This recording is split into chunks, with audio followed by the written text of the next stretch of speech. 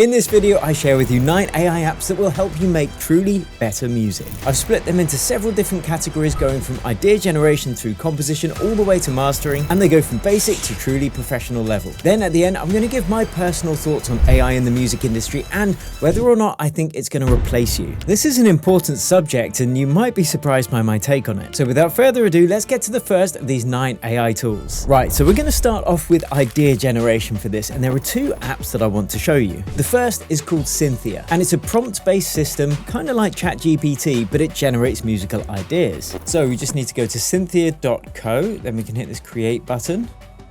Then we can write in our prompt. So I'm going to put Ben Böhmer style melodic house track with melancholy chord progression.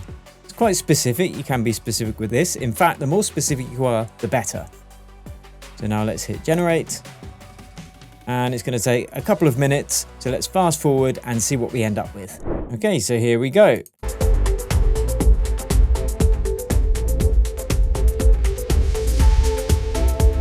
Nice chord change there.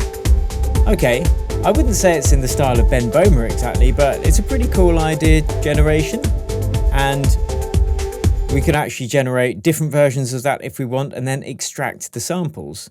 So let's download the samples and see what happens. So we can actually download the separate stems. I'd probably switch out the drums. Okay, this bit's nice.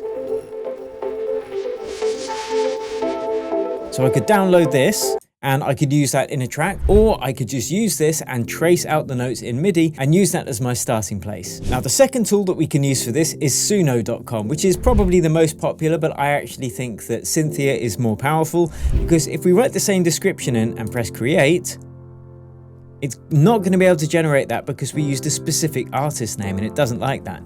So we'll just have to put melodic house track with melancholy chord progression and see what it comes up with. Now, I actually did that earlier so we can see it's already generated them, so let's have a listen.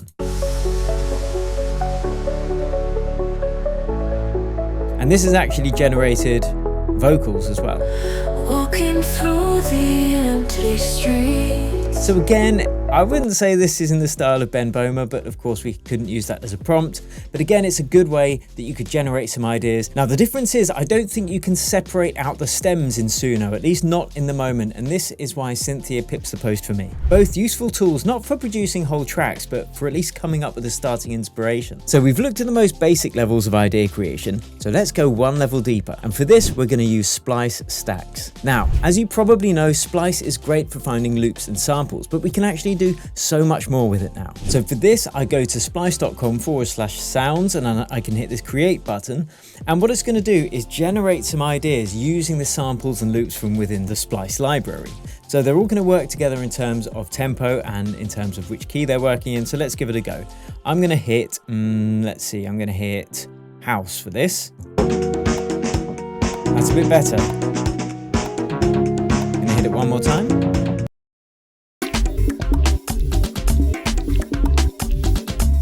A bit weird. Okay.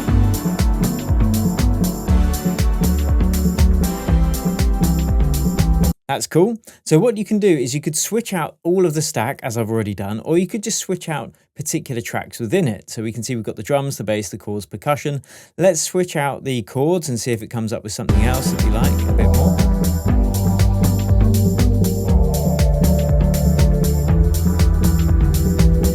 Switch out the bass too.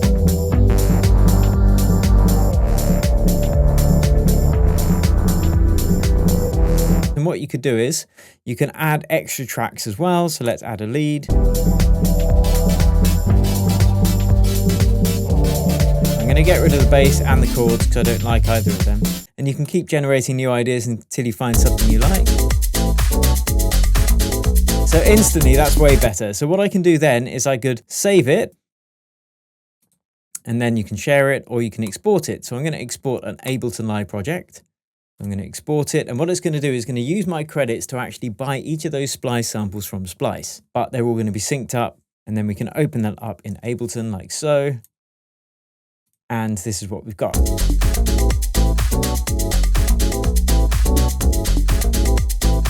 So I could decide to just ditch that bass line because I don't like it, but I like the drums. And then I could create my own synth and then program in a bass line I like, or find a bass line from Splice that's going to work better with that. Again, it's just a great way to come up with ideas, but you're very unlikely to stumble across something that works perfectly as a finished track, especially as you would then need to mix and arrange that idea. And if you want more information on how to do that, you can of course check out our Accelerator program. Now, this next tool I'm going to share with you is probably more suited to people making hip hop and beats like that, but you can still use it for house and techno. And in fact, any genre where you want to use a cool and unique sample, but you don't know where to start looking. This is like the modern day equivalent of crate digging in record stores. The tool is called Samplette, and it uses AI to help you generate different sample ideas by searching through millions of music videos on YouTube. So here's how it works. First, we simply visit Samplette.io, and then we're presented with this screen. Okay, so we can press this button, see what's going on. Let's try another one. Ooh, smooth. Nice. Ooh, bit of a Prodigy type sample there. Let's go for one more. Yes, loving it. Okay, so what I'm going to do is I'm going to go over to Ableton, create a new audio channel. So I'm taking the input from Loopback Audio because that's what I use with Mac. Then I'm going to arm that track, going to hit record. Then I'm going to go back to Samplette and press play.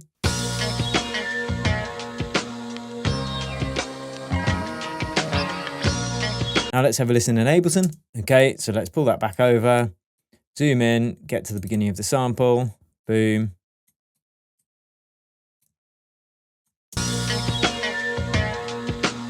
Then I'll wait to the end of the loop. So it's just there on that next hit. Let's get rid of that. And now I can drag this across the 4 bars and it should be, or I can drag it across 2 bars and it should be twice as quick. I'm going to choose Complex Pro and we got this. Nice! Definitely make a house track out of that. It's worth noting you can put loads of different parameters in, like tempo, style of music, and that really helps hone down the kind of sample that you find. Now, the next tool is great for stem separation, and you may have already used it. It's called Lalal.ai. So to use Lalal, you go to Lalal.ai, and then you can choose Stem Splitter. And then I'm just going to choose a track that I've written before, and here's the original track.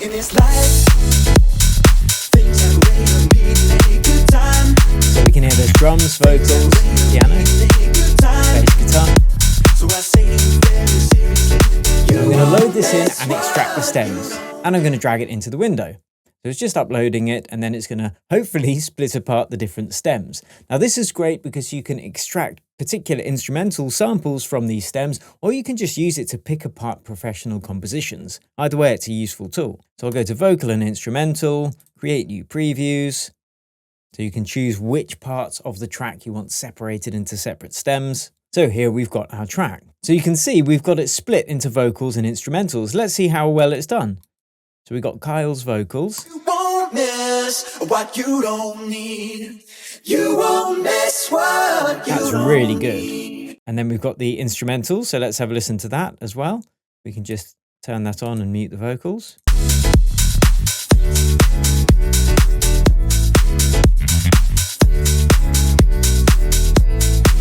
So that's pretty cool. Although it says without quality loss, you do get artifacting when the stems have been split out. So it's not going to be perfect. But as I just mentioned, there is a tool I prefer for extracting stems over and above Lalal.ai for one very specific reason. So let's have a look at that now. Now, the next more advanced version of this kind of tool where you can separate stems is called DJ Studio. And I made a video on it last week, which you could check out there. I show you how you can make a remix or a bootleg of any track. But if you haven't seen that video yet, let's do a quick recap. So for DJ Studio, what I'm going to do is I'm going to go to my library and I can import local tracks or tracks from various places online, but I've already imported one earlier, so I'm going to choose Give Me the Night by George Benson. Now, the first thing I would say is great about this software is that if you want to warp an older track that's played by a band and varies in tempo in Ableton, sometimes the warping isn't that accurate. So it might end up sounding something like this. And it kind of goes a bit out of time as the band is not playing perfectly in sync. Now within DJ Studio, you can choose this AI beat grid, and that is going to warp it much more accurately. And you can see it accounts for all this slight variation in tempo. So now let's listen to it with the metronome, it kind of stays in time. So that's the first thing that's really cool. But how does that help us write music? Well, I made a video on how to use it last week, so don't forget to check that out after this. And this is why I prefer it to Lalal, because you can actually export it directly to Ableton and the warping is all saved as well. So I'm going to go back to my library, I'm going to right click, I'm going to click the stems for Ableton option, I'm going to choose vocals and bass, for example, then I'm going to hit start, I'm going to download it as a zip, and then let's open it up. So we can see we've got our extracted bass and vocal stems, but they're all synced up perfectly because we can see DJ Studio has also exported all the warp markers as well, which is something that Lalal can't do. There's music in the air and lots of loving everywhere. So I can speed it up as much as I like and it's still going to be in sync. So give me the night. Drum and bass remix. Give me the night.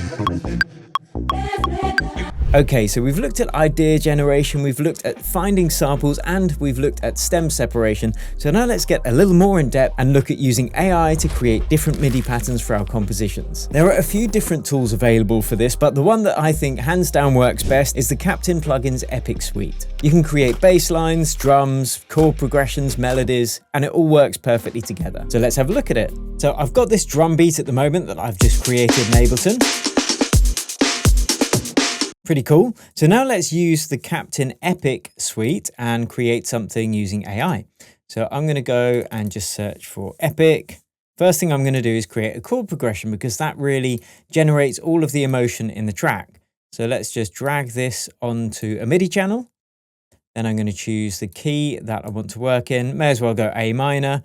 And I'm just going to press this chord progression and then hit this button to just select one from random.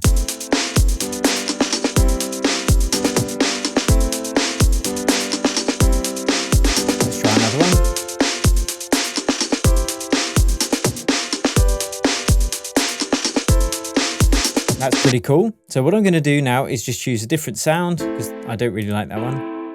Not very interesting.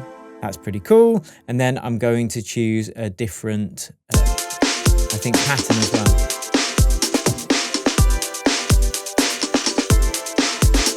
So rhythm. Let's just choose a random one. Nice. Let's take them down a couple of octaves.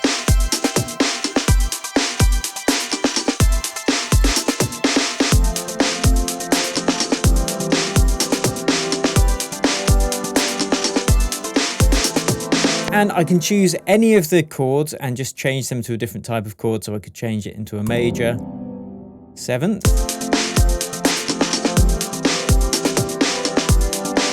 Just to spice things up a bit. But the magic really comes if I want to add other tracks as well. So that's my chord progression. Now I'm going to add a bass line using Captain Deep. And it's automatically going to be talking to the other Captain Epic plugins within the project. So let's just hit this straight away. So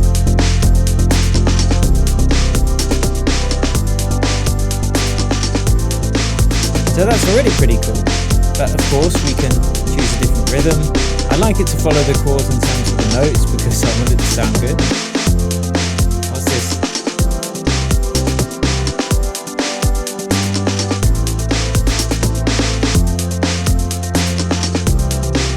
Cool. And then if I actually want to go in and edit it more accurately, I can just export it to MIDI. And then we've actually got the notes within it ourselves. So we've got Captain Melody as well. We could create a melody that's going to work with all of that. And we can create drums as well. Let's just try the melody one. And then we'll call it a day for this plugin.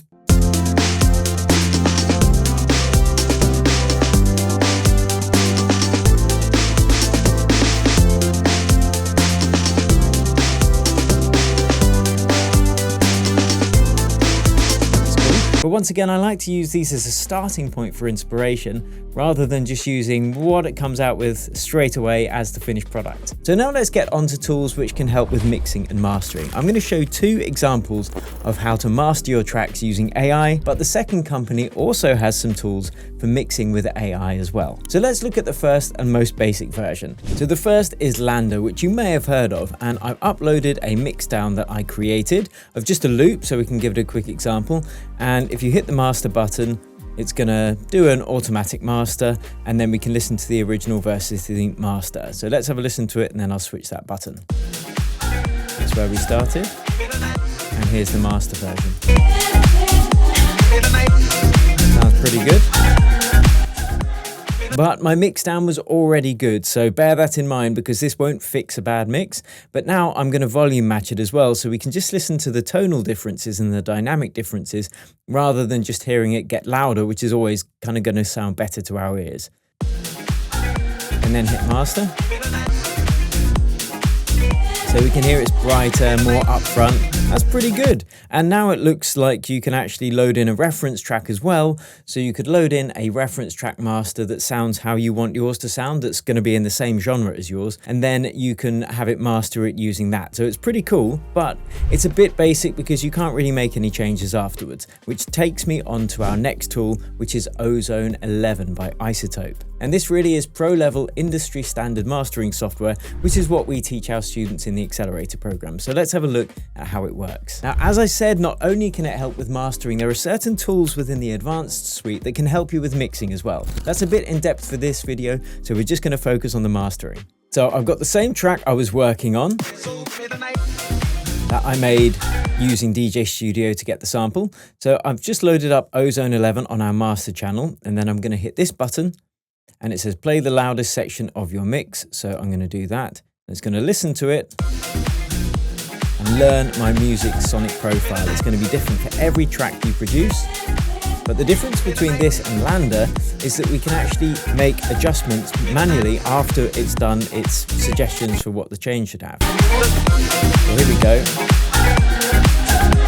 Now we can see it's worked it all out. So if we hit this button again, we can see all of the separate plugins that are within this chain, and then we can make further changes and get it sounding exactly how we want. Now, as I said, this is what we teach in our Accelerator program. We go through every stage of using Ozone 11, and if you do want it, you can click the link below and check out the details. Okay, so we've looked at some super powerful tools today that I genuinely know will help you with your music production, but what do I really think about the future of AI in the music industry? Well, I think there's a genuine fear that it's going to replace us as music producers and artists, but the reason I don't think that's an issue is because painters paint, right? We've had photos around for ages. You can just take a photo, you don't need to paint, but people like to create things. So yes, AI will be able to create incredible music very shortly. It's not quite there yet, but I think it will be sooner than we think. But that's not the point, right? We like to create music, and there's a certain soul to it that only a human can impart. And